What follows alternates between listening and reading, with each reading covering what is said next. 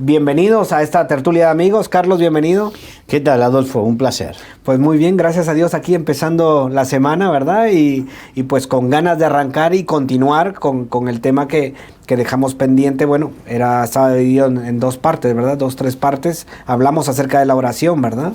Sí, comenzamos la semana pasada, no, la anterior, a hablar acerca del tema de la oración, pero no directamente de la oración en sí, sino como parte de lo que habíamos hablado estábamos hablando de la armadura del espíritu, ¿no? Entonces, obviamente, cuando hablábamos de la armadura del espíritu, involucraba varios aspectos. Entonces, y ahí habíamos tocado tangencialmente el tema de la oración.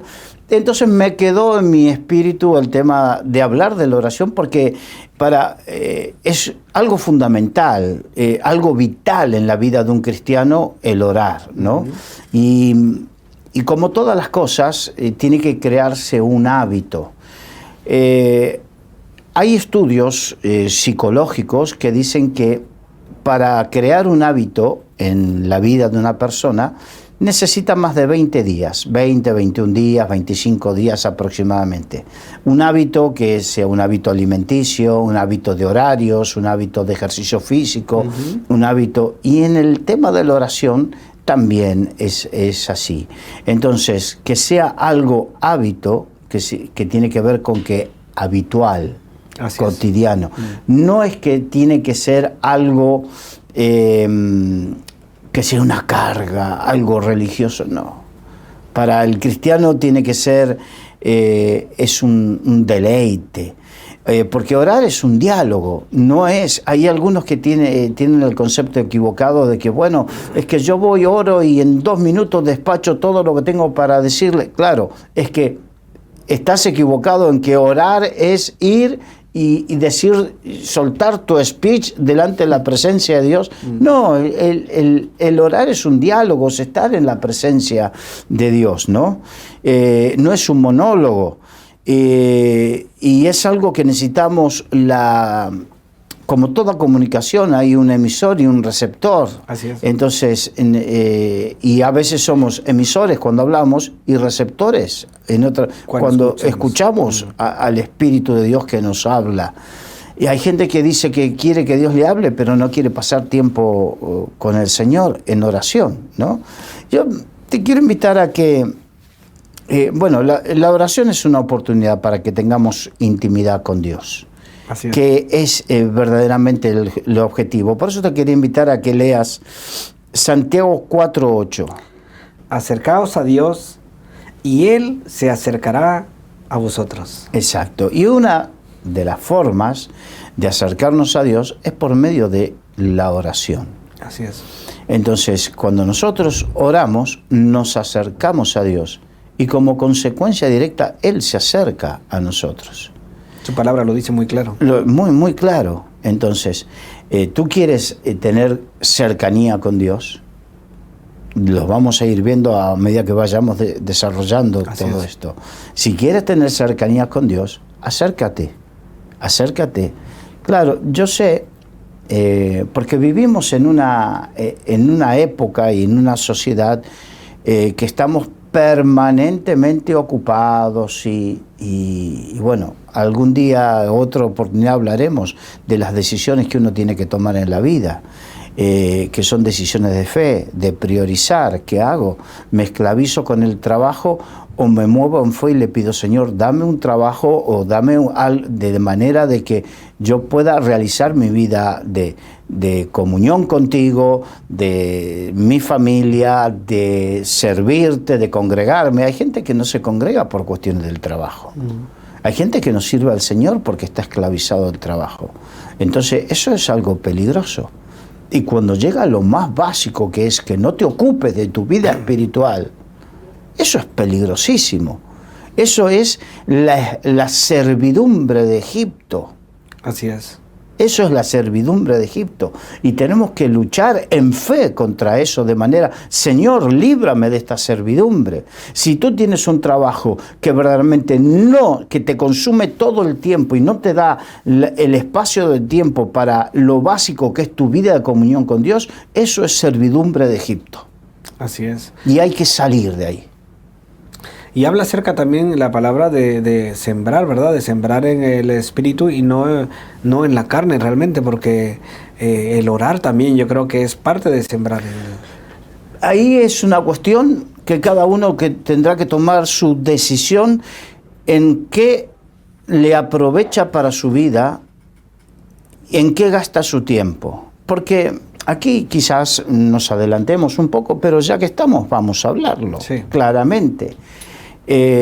Porque decimos, es que no tengo tiempo, pero bueno, vayamos a... Si hoy hay sistemas para contabilizar el tiempo, por ejemplo, en tu móvil, a ver, ¿cuánto tiempo le dedicas al WhatsApp? A conversaciones tontas. ¿Cuánto tiempo le dedicas a las redes sociales, sea TikTok, Instagram, Facebook o lo que sea?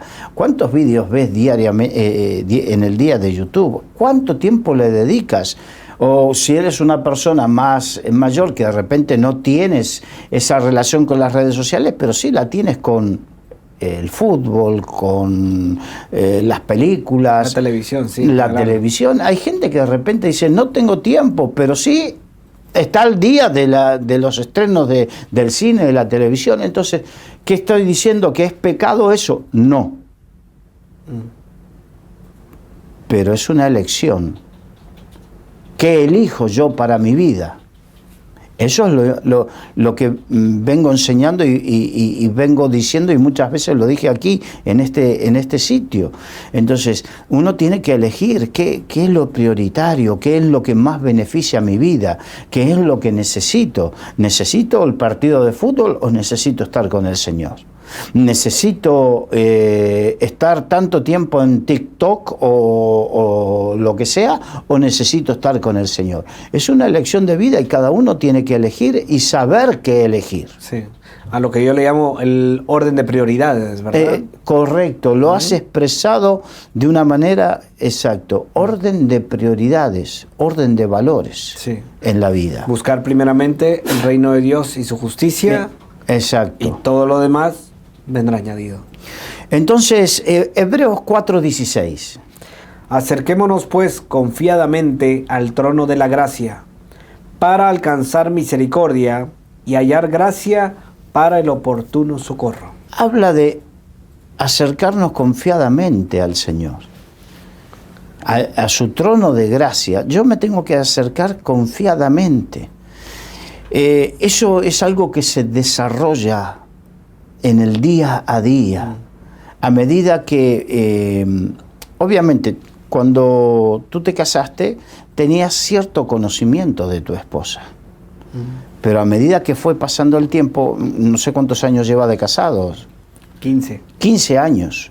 Entonces, en estos 15 años, tienes otro conocimiento de tu esposa y te acercas con otra confianza a ella, porque ya sabes. Eso es lo que hace la relación, el relacionamiento. Entonces, a medida que tú te relacionas más y mejor con el Señor, te vas acercando más confiadamente. Y la palabra fe, la fe es la certeza de lo que se espera, la convicción de lo que no se ve. En una de esas dos palabras, en sus originales griegos, uno significa en sí confianza. Es algo así como que yo me siento aquí y me apoyo, porque tengo esa confianza en que esta silla me va a sostener.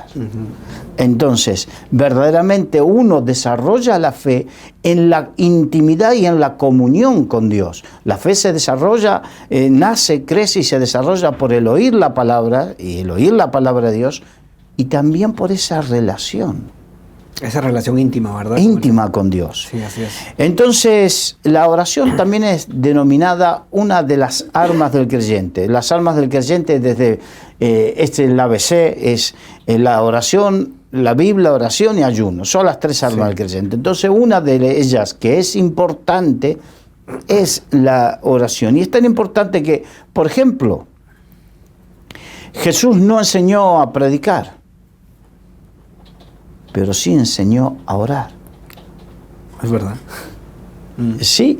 ¿Y cuál fue la pregunta de el deseo de que sean enseñados los discípulos? Señor, enséñanos a orar. Entonces, esa nos marca la pauta. Yo les voy a recomendar un libro que lo hablé otra vez también. Es el libro Orar como respirar, de Miguel Díez, sí, que precisamente habla precisamente todo esto. Entonces, habla de la importancia de orar, porque orar es algo que tiene que nacer del cristiano, tiene que surgir, brotar de la vida del cristiano, ¿no? Y mira qué interesante es lo que has dicho, perdona que te interrumpa. Sí. El libro, el título es Orar como respirar, ¿verdad? Exacto. Porque si imagínate un cristiano que no ora, que no respira, prácticamente está muerto. Y pueden muchos cristianos estar muertos espiritualmente por no tener esa comunión, esa relación con el Señor, ¿verdad? Ese respirar, porque al final es tu vida. O sea, yo estoy orando, estoy respirando espiritualmente, estoy viviendo espiritualmente. ¿Sabes? Hasta que el Señor me sanó cuando yo tenía 24 años, yo tuve problemas de respiración porque sufría de asma y bronquitis, asma bronquial, ¿no? Entonces eso te produce en determinadas épocas un problema para respirar. ¿Y cómo te cuesta vivir y desarrollar tu vida con eso? De la misma manera, usando la comparativa, sí, hay muchos cristianos que tienen una vida que les cuesta desarrollarla, les cuesta vivirla. ¿Por qué?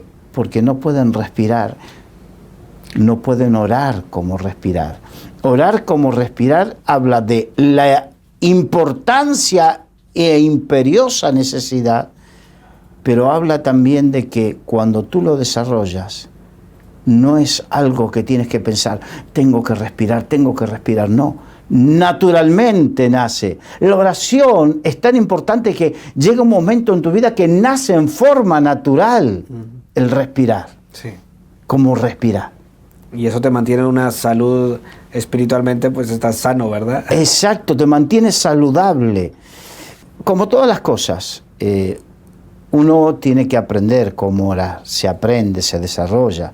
Y una de las cosas que tenemos que hacer es estar de acuerdo con el Señor. Primera de Juan, capítulo 5, 14, 15. Y esta es la confianza que tenemos en Él, que si pedimos alguna cosa conforme a su voluntad, Él nos oye.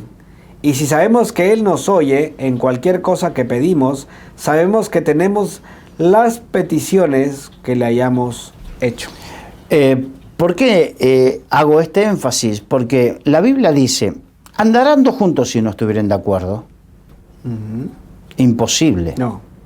Entonces, para estar de acuerdo, ¿quién se tiene que poner de acuerdo con quién? ¿Dios conmigo o yo con Dios? Claro, ¿quién manda ahí?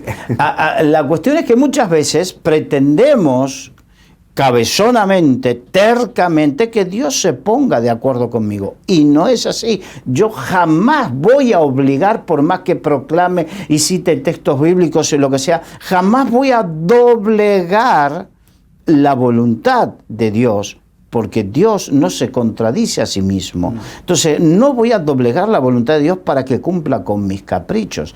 De hecho, vamos a verlo más adelante, dice, pedís y no recibís porque pedís mal. Exacto, se pide mal. Porque pedís para vuestros deleites, como diciendo, pedís para vuestros caprichos. Entonces, cuando estamos así, Dios nos responde. Pero si comenzamos, y esto nace voluntariamente, nace por cuestión de esa misma relación. Hablábamos en esta forma comparativa en tu relación con tu esposa, y disculpa que te ponga como ejemplo, a través de los años fuiste aprendiendo qué es lo que le desagrada a ella y qué es lo que le agrada. Así es.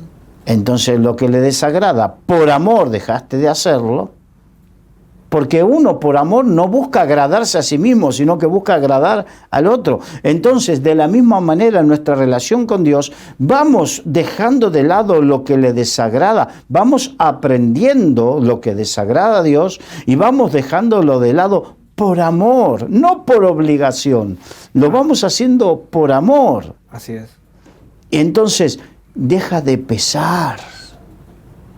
Y en esa relación es que se cumple, que me acerco confiadamente y voy hablando con Él y voy expresándole, voy exponiendo y difícilmente caiga en tonterías de pedirle cosas que no están de acuerdo a su voluntad. Así es. Ahora, si yo le pido cosas que están en desacuerdo con su voluntad, no voy a lograr torcerle el brazo de la voluntad del Señor. Por eso yo me tengo que acoplar a Él. Esta es una realidad tremenda. Así es. Que debemos asumirlo, porque si no, fracasaremos en nuestra vida. Debemos asumirlo. Ahora, ¿sabes? Mucha gente se pregunta, ¿cuántas veces hay que orar? Y si no, ¿cuánto tiempo hay que orar? Son preguntas que se hacen, es verdad. Sí. Entonces, vamos a lo que dice la Biblia, porque la Biblia no especifica cuántas veces hay que orar, pero sí nos da ejemplos, ¿no? En el Antiguo Testamento hay momentos donde aparece que se oraba 3 veces al día. En el Salmo 55, 16, 17. En cuanto a mí, a Dios clamaré y Jehová me salvará. Tarde y mañana y a mediodía oraré y clamaré, y Él oirá mi voz. Habla de 3 momentos al día. Eso dice el salmista, sí. Dice el salmista. Empieza por tarde porque la tarde, digamos, sería la tarde-noche. Recordemos que por las características de vida en aquella época, el día, según la tradición judía, ellos comienzan el día con la tarde. Entonces, la tarde es cuando cae el sol, que ya se termina toda actividad y la gente sí va a dormir, porque no es como hoy en día que tenemos los horarios dispersos, porque ya no dependemos de la luz del día. En aquella época se dependía. Sí. Entonces, el día comenzaba con el amanecer y terminaba con el atardecer. Entonces, tarde, mañana, o sea, sí, cuando se comenzaba el día, y al mediodía, el momento donde había un descanso. Sí. No significa que tiene que... Esto no es dogmático, que tiene que ser así, pero nos muestra cómo la gente se comunicaba con Dios. Vamos a Daniel 6:10. Se arrodillaba 3 veces al día y oraba y daba gracias delante de su Dios. Ya tenemos el profeta Daniel, él tenía por costumbre hacer eso. Era su hábito. Exacto. Su hábito. Hablamos de los hábitos al inicio. Exacto. Ahí estamos viendo un hábito. Ahora, vamos al Nuevo Testamento, porque en el Nuevo Testamento no habla de orar 3 veces al día, sino de vivir una vida en el Espíritu y con un espíritu de oración. En 1 Tesalonicenses capítulo 5, versículos 17 y 18. Dice, orad sin cesar, dad gracias en todo, porque esta es la voluntad de Dios, para con vosotros en Cristo Jesús. O sea, orad sin cesar. ¿Qué significa? Orar en todo tiempo. Cada uno de nosotros, mientras desarrollamos nuestras actividades comunes, hay momentos que no, porque de repente hay gente que por su trabajo necesita estar concentrado, no puede, pero si no, básicamente en todo tiempo nosotros tenemos momentos donde nuestra mente se distrae y piensa en cosas. La cuestión es que esos momentos, ¿cuántas veces en el día puedes elevar tu oración al Señor? Porque Dios no necesita no espera solamente que de repente, como hay algunos que en su casa tienen un cuarto de oración para ellos con un altar preparado para ir a orar. Si lo puedes tener, bien, pero no significa que Dios no te vaya a escuchar o que te exija eso. Dios...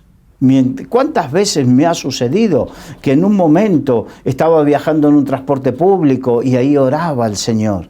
Estaba esperando en una espera, por ejemplo, que te atienda el médico, lo que sea. Son momentos donde tú que yo es lo que hablo, que hoy en día vemos a toda la gente haciendo esta actividad, ¿no? Que tiqui, tiqui, tiqui, tiqui, contestando mensajes o viendo los vídeos, sobre todo los vídeos rápidos hoy en día. Yo no digo que sea pecado, pero ¿cuánto de ese tiempo podemos aprovechar en orar, en tener una comunión con Dios? Eso implica orar sin cesar. Así es, y es que ahora es lo que dices tú. Se ven muchos, en muchas áreas, en muchos lugares, el teléfono en todo tiempo. No es la oración, sino es el teléfono en todo tiempo. En todo tiempo, sí. Exacto. Entonces, que lo hagan los que no tienen que orar o que no saben, bueno, pero ¿cuántos de nosotros podríamos elevar con nuestro pensamiento? Porque Dios oye hasta el susurro de tus pensamientos. Y elevar nuestros pensamientos al Señor en oración, en adoración, en alabanza, porque una alabanza o adoración no significa solamente ponerse a cantar, significa, Señor, tú eres bueno, y con mi pensamiento. Sí, y a ti que nos escuchas o nos ves por la televisión, queremos animarte a que ores. Puedes estar conduciendo en este momento y puedes ir orando, ¿verdad? Dándole la gloria a Dios, las gracias a Dios. O puedes estar en casa escuchando, puedes estar orando, haciendo tus quehaceres de casa, puedes estar orando. Claro, hay trabajos que obviamente te van, circunstancias, trabajos o lo que sea, que te van a exigir el 100% de tu concentración. Ahí no puedes. Pero hay otros momentos y hay otras cosas que sí te lo permiten. Claro. Que sí te lo permiten. Ahora, para Jesucristo la oración era una prioridad. Sí. Y ejemplo tenemos en él, una prioridad. En Marcos capítulo 1, versículo 35. Levantándose muy de mañana, siendo aún muy oscuro, salió y se fue a un lugar desierto y allí oraba. O sea que él salió a un lugar desierto, significa un lugar apartado. Él estaba con los discípulos y los dejaba a los discípulos y se iba a ese lugar desierto, significa se iba a una distancia de manera que nada ni nadie lo interrumpa en su comunión con Dios, y lo hacía antes de que comience la actividad del día. Sí. Esto habla de que hay gente que puede optar. Tú que dices no tengo tiempo, pero yo lo expresé varias veces aquí.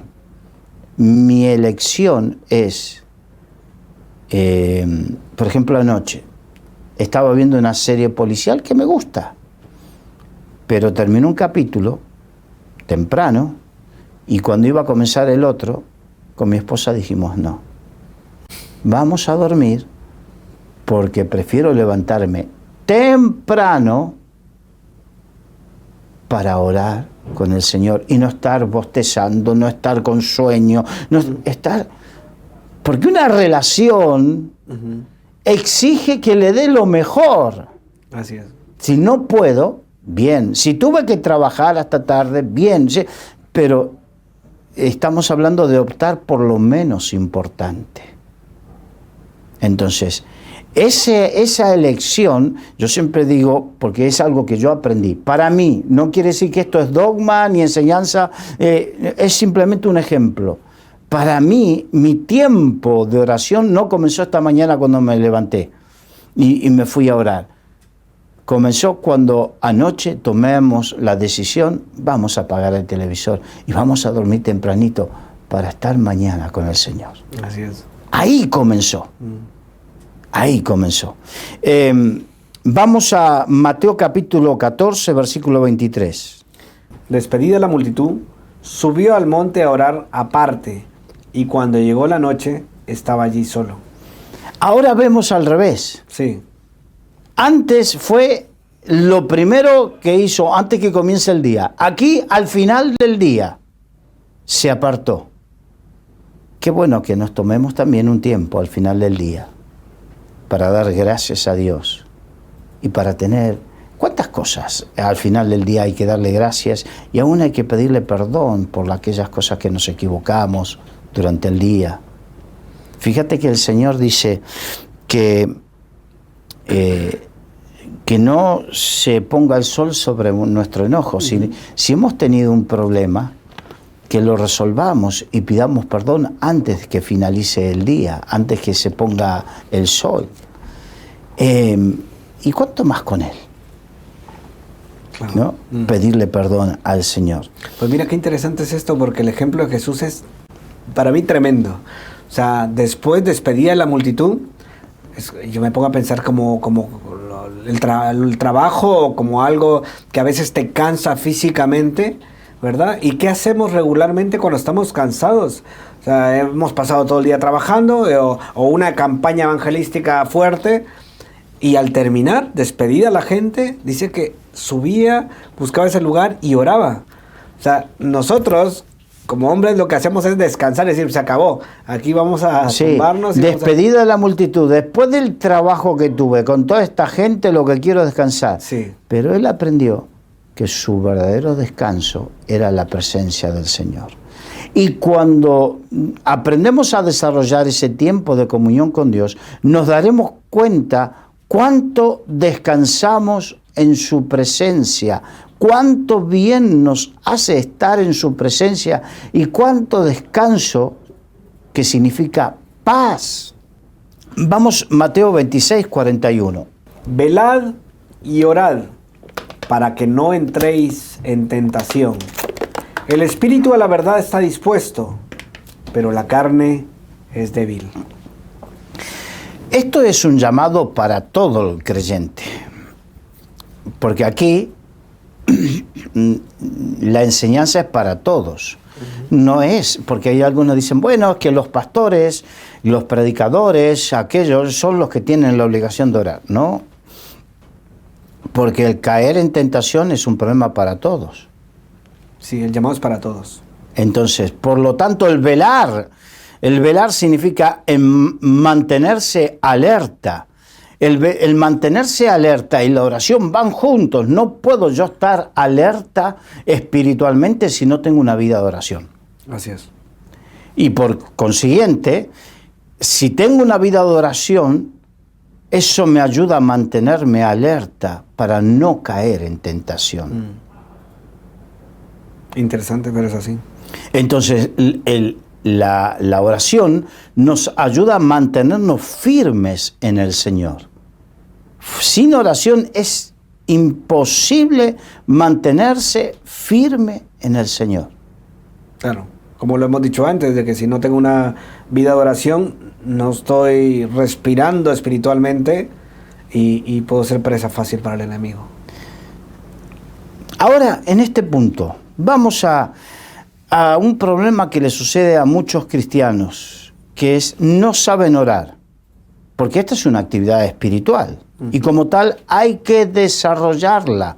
Hay muchos que dicen, no, ¿cómo voy a orar si yo no sé orar? Bueno, cuando aprendiste a caminar, es algo que naturalmente te pusiste de pie, te diste algún tropiezo, te equivocaste y hasta que tus músculos comenzaron a adquirir el equilibrio. Eso fue cuando eras bebé. Sí. Y entonces, pero si te hubieses quedado por algún tropiezo o algún golpe que te diste, hoy no caminarías. Sin embargo, te levantaste y hoy lo desarrollas en forma natural.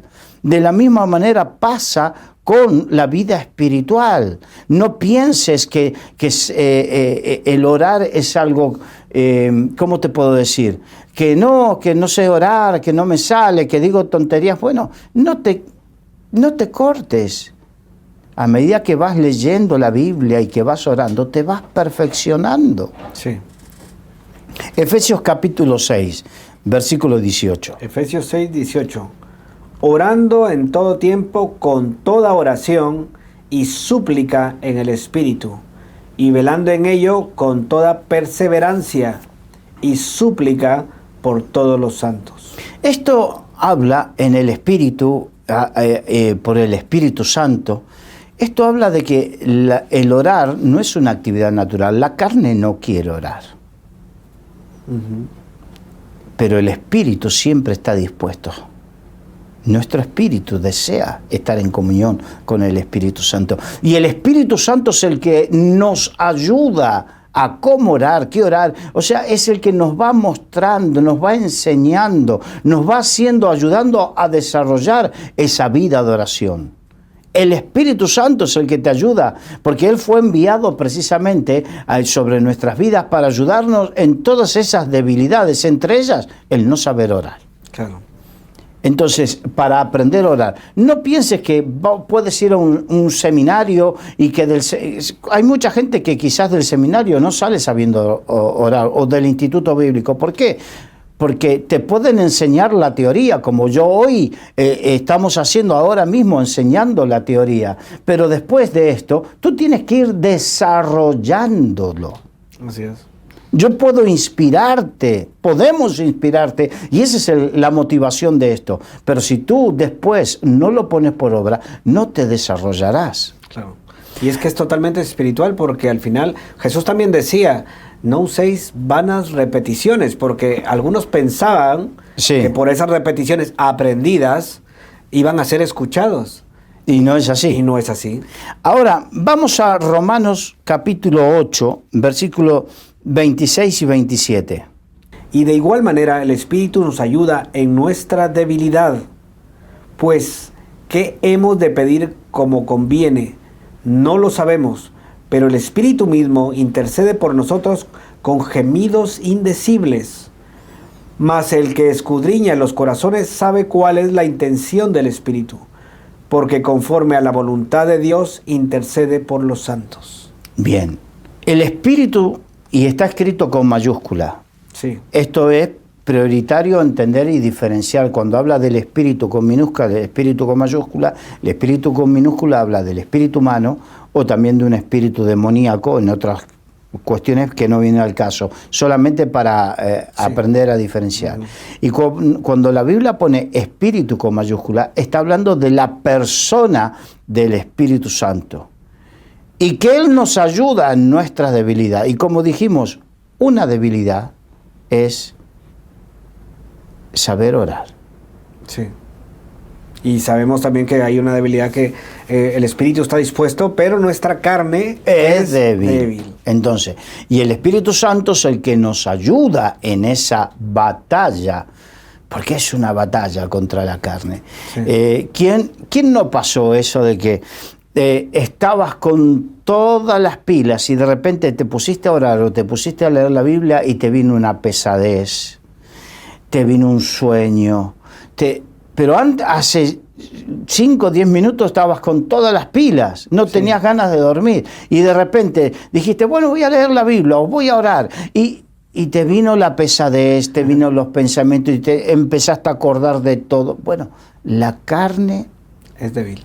Es débil. Y el diablo, que no quiere que tú ores, utiliza la debilidad carnal, porque el diablo no le teme. A ver, por más que te congregues todos los días, por más que tengas mucho activismo en la congregación, en la iglesia o donde sea, por más que tengas mucho tiempo en el Señor, el diablo no le teme a esos cristianos, pero sí le teme a los cristianos que han entendido y han comprendido de su necesidad de tener una vida de comunión con Dios. A eso sí les teme. A los que oran. A los que oran. Entonces, porque la oración es el fundamento de todo lo demás. Si tienes un activismo muy importante, pero no tiene el fundamento, o sea, el sustento, el pilar, no es la oración que sostiene todo eso. Sí. Entonces, es poner al revés las cosas. Sí. Entonces, el diablo lo que le teme precisamente es aquel cristiano que ha entendido que su relación con Dios es la que sostiene, sustenta, afirma todo lo demás. El enemigo teme a esos cristianos que están saludablemente bien espiritualmente. Y por eso lo que procura es ponerte esa pesadez para orar, esa pesadez para leer la Biblia, esa pesadez. A mí me ha sucedido estar viendo un partido de fútbol o estar viendo algo en la televisión y estar con todas las pilas. y ponerme a orar y quedarme dormido. Tuve que aprender a luchar y pedirle al Espíritu Santo, ayúdame, ayúdame. Y es una lucha espiritual hasta que, como capas de cebolla que vas quitando, así se te va quitando malos pensamientos, malos deseos, perturbaciones. Y esto hay que decirlo porque es lo que vives y lo que te atormenta y es lo que te condiciona y te sientes fracasado en tu vida de comunión con Dios. Tienes que luchar y pedir al Espíritu Santo que te ayude e insistir y ser más fuerte que eso por el Espíritu. El Espíritu Santo es el que te va a ayudar a ser más fuerte que todos esos deseos, que todos esos pensamientos negativos, que toda esa carnalidad, que la carnalidad y el espíritu demoníaco trabajan en una comunión tremenda. Y para ser cristianos victoriosos es necesario esa comunión, esa oración. Por eso dice, el Espíritu Santo nos ayuda en nuestra debilidad. Sí. Aún, ya en el otro punto, la debilidad de orar. ¿Por qué orar? ¿Cómo orar? Hay gente que empieza y dice, como dije al principio, ora y dice, ya le pedí todo, no sé qué más orar. El Espíritu Santo te va a llevar, si eres sensible a la voz del Espíritu, te va a poner, ¿cuánta gente hay necesitada? ¿Con cuántos te cruzaste que necesitan? ¿Cuánta gente te pidió en el día, ora por mi hermano? Y tú dices, sí, y después no oras porque... No, pero sí, te tomas el tiempo y te quedas en la presencia de Dios, a que el Espíritu Santo te comienza a traer a memoria por situaciones, por el país, por hermanos, por las iglesias, por los enfermos, por los que se pierden, por los niños, por los jóvenes, por tantas situaciones, a que si te dejas llevar, te puedo asegurar que se te pasan unos cuantos minutos, por no decir una hora, tranquilamente en la presencia de Dios, que el Espíritu Santo te inspiró a muchos y muchos y muchos y muchos temas por los cuales orar. Así es. Y es que eso me hace recordar, mira, hay un ejemplo, si me permites. Sí, por supuesto. Recuerdo a mi padre antes de que falleciera, pues él falleció en el tema de la pandemia, pero recuerdo irle a visitar al hospital. Y él con gran alegría me comentaba y me decía, mira, he estado orando desde las 6 de la mañana y a él le costaba orar. Y dice, y terminó a las 7 de la mañana de orar, 1 hora se pegó orando. Y dice que el Espíritu se lo ponía y él iba orando y orando y decía, gloria a Dios, de verdad, cómo el Espíritu te dirige y te guía en eso. Y en medio de esa debilidad. En enfermedad, sí. Exacto. Es que a veces el Señor nos tiene que llevar a cierta debilidad en algunas cosas, para que nos demos cuenta qué es lo importante y qué es lo secundario. En esa debilidad humana, ¿verdad? Exacto. Y Él se hace grande, Él crece en ti y el Espíritu te dirige. Y el Espíritu te dirige. Y puede pasar el tiempo que no te das cuenta. No te das cuenta. Sí. Y eso que para una persona que estaba sufriendo lo que sufría tu padre, 1 hora, eso le implicaba un esfuerzo. Y sin embargo lo hacía. ¿Por qué? Porque el Espíritu, cuando tú dejas que el Espíritu Santo te guíe, se te va a pasar el tiempo y no te darás cuenta. No te darás cuenta. No te darás cuenta y tendrás temas por los cuales orar, interceder, porque dice, pues ¿qué hemos de pedir? ¿Cómo conviene? No lo sabemos. Pero el Espíritu, y vuelve a decirlo con mayúsculas, sí, Él mismo intercede por nosotros con gemidos indecibles. Significa que hay momentos en que el Espíritu Santo mismo te llevará a orar, que es pedir, pero en otros momentos puede llevarte a interceder, a veces hasta con lloro y con gemidos por el dolor, porque comienzas a sentir la carga, el dolor, la aflicción de Dios por la humanidad, Porque ahí eso es lo que significa un intercesor. Y eso tiene que ver con el ejercicio del sacerdocio, porque Dios nos llamó a ser reyes y sacerdotes. Y el sacerdote es el mediador entre el cielo y la tierra. Eso es un sacerdote. Sí. Entonces, y en ese sacerdocio podemos sentir el corazón de Dios, cómo ama, y también expresarle el dolor y el corazón, el dolor y la aflicción y el pecado de las personas e interceder delante de Dios por ello. Amén. Entonces, esa es la doble función. Y eso nos lo da el Espíritu Santo, que a veces nos llevará a llorar, a gemir en medio de esa intercesión. Jeremías decía: mis entrañas, me duelen las fibras de mi corazón. Estaba hablando por Israel, el pueblo. Cuando permitimos que el Señor ponga ese espíritu, hay momentos donde sentiremos el sufrimiento y lloraremos y serán derramadas lágrimas. Una de las peores cosas que le puede pasar a un cristiano es no experimentar las lágrimas. Una cosa son las plañideras, que son los lloronas profesionales que se contrataban. Y hay gente que llora por cualquier cosa y son lloronas profesionales. Pero no, la otra cosa es tener un corazón endurecido, sin lágrimas. Eso es peligroso. No haber derramado nunca una lágrima delante del Señor por nuestros pecados, pero también a veces por la emoción de sentir el amor de Dios. Y en otros momentos llorar por el prójimo, por una situación. Hay momentos donde Dios nos lleva a las lágrimas. Y la Biblia habla de lágrimas. En varios pasajes, no vamos a entrar hoy porque no es el tema, pero en varios pasajes habla de gente que llora delante del altar del Señor.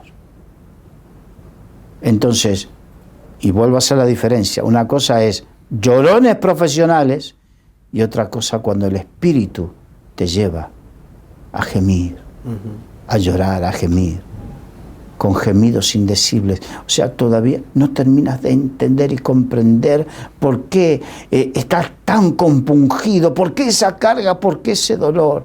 Pero hasta que no oras y lloras y no derramas tu corazón delante de Dios, hay un punto donde ya te sientes sin fuerza y sientes que Dios ha tomado esa carga. Así es. Pues que Dios nos libre de ser insensibles, ¿verdad? Exacto. De estar con un corazón duro. Y es importante, pues, derramarse delante del Señor, creo yo. Exacto. Fíjate, tú hablas de insensibilidad y yo siempre me acuerdo de Elí, el sacerdote. Estaba Ana, la madre de Samuel, que en ese entonces no podía tener hijos y estaba llorando amargamente en la presencia de Dios. Y viene Elí e insensiblemente le dice: mujer, digiere tu vino. La trató de borracha. Sí. Perdió la sensibilidad de ese hombre que tendría que ser el que consolase a esa mujer, el que llorase con esa mujer, y sin embargo perdió toda sensibilidad y la juzgó. Qué peligro cuando perdemos la sensibilidad espiritual. Mi hermano, tú que sirves al Señor, que tienes un llamado pastoral, sobre todo pastoral, y de repente eres rápido para juzgar, pero has perdido por algún motivo esa sensibilidad espiritual. Cuánto horror y cuánto dolor. Fijémonos cuál fue el final de Elí. Y qué problema él tenía con su familia y sus hijos. La falta de sensibilidad espiritual no es algo que viene de un día para otro. No. Yo creo que eso lo relacionamos mucho con la oración también y esa comunión con el Señor. Si yo me alejo del Señor y no tengo esa comunión y no estoy en oración constante, me estoy volviendo insensible cada vez más. Vendrá un callo en tu alma, en tu espíritu, una callosidad que te hará insensible. Y esa insensibilidad te llevará a juzgar en vez de llorar con el que llora. Sí, así es. ¿Qué es lo que le sucedió en este caso a Elí con Ana? Sí. Pero el Espíritu mismo intercede por nosotros con gemidos indecibles.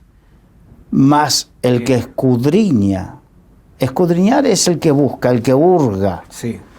Los corazones sabe cuál es la intención del Espíritu Santo. Así es. Porque conforme a la voluntad de Dios intercede por los santos. Significa que el Espíritu Santo nos lleva conforme a la voluntad de Dios, o sea que nos lleva, nos inspira, nos impulsa conforme a su voluntad a orar e interceder por los santos, por los hermanos, por los que están en misiones, por muchos que no conoces, que están en enfermedad, por las familias pastorales. ¿Cuántos hay siervos que están por allí y que necesitan nuestra oración, nuestra intercesión por ellos? ¿Cuántos hay que están, porque que estés sirviendo al Señor significa que eres el blanco de la obra del enemigo? ¿Y cuánto necesitan de la oración y de la intercesión? Y si tú eres sensible al Espíritu, dejarás de criticar a tu pastor y serás un intercesor por él.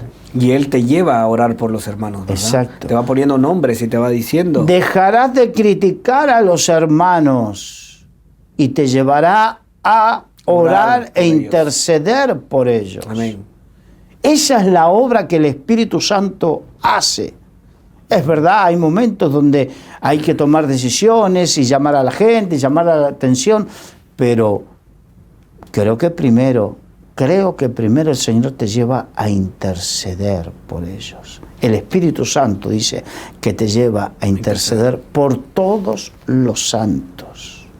Así es. Qué interesante. Vamos a dejarlo aquí porque para la próxima vamos a empezar con la enseñanza de Jesús, el Padre Nuestro, ¿no? Sí. Como Jesús enseñó, bueno, los discípulos fueron los que dijeron a Jesús, ¿verdad? Enséñanos a orar. Sí. Pero ¿por qué le pidieron los discípulos que le enseñaran que les enseñara a orar? Porque ellos primero, yo creo que miraban, estando cerca de Jesús, miraban cómo él oraba, cómo era ese tiempo que él se tomaba. Es que ese es el tema. Y este es el desafío para los pastores.